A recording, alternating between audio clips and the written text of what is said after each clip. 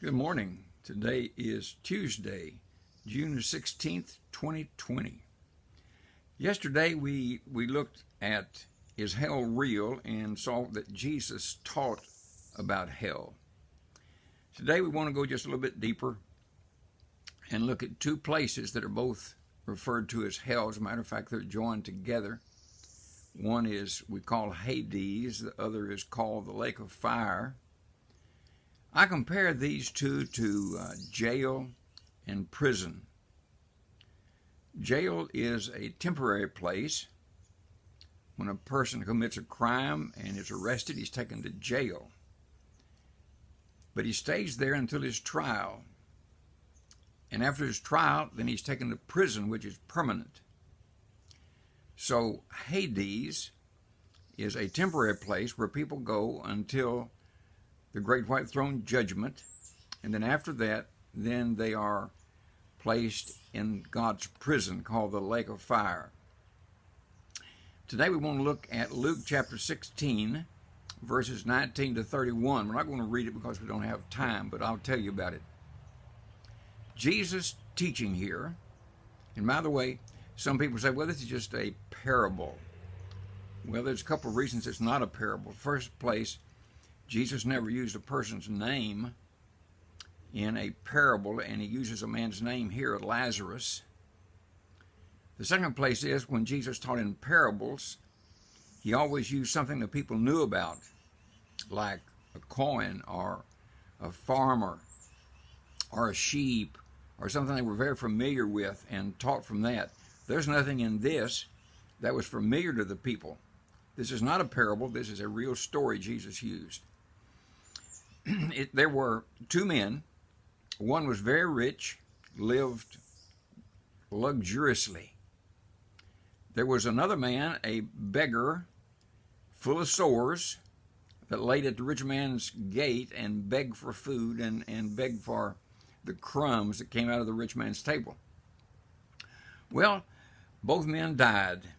The beggar was carried by the angels into Abraham's bosom. The rich man died and was buried. He had a funeral, a big funeral, I'm sure. But it says he lifted up his eyes in hell, or in Hades. Hades is just the Greek word that is usually translated hell.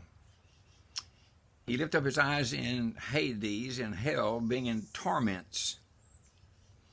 Then he did several things. He looked across and he saw Abraham and Lazarus. Lazarus was the beggar. So, now his body is back on earth, buried, but he can see. Then he spoke. He asked that Lazarus come over and dip his finger in some water and cool his tongue. All right, so he could hear. He could feel, even though he had no body. So, after we leave this body, we still have all of our senses with us. We don't lose any of our feelings. He could see, he could feel, and then one important thing is he had memory. Remember yesterday we talked about where their worm never dies? And we said that was probably their memory. Well, this man had memory because he said, I've got 5 brothers back on earth and I don't want them to come here. So would you please send Lazarus back that he can tell them about this awful place? And of course, Abraham told him that that's not possible, that they wouldn't believe even if someone came back from the dead. And that's true. Jesus came back from the dead. People don't believe him. So now, here we have the picture of Hades, a place where people go when they die. Is a place of torment.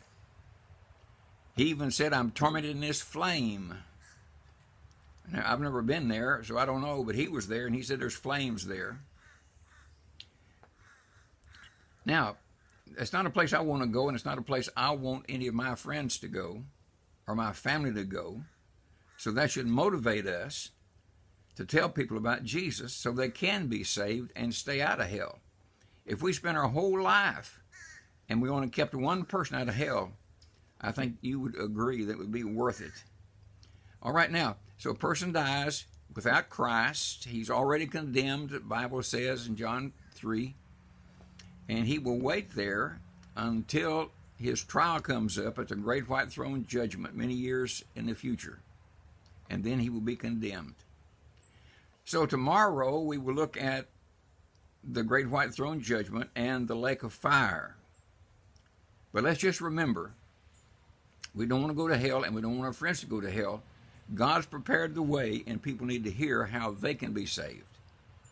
Have a great day. See you in the morning.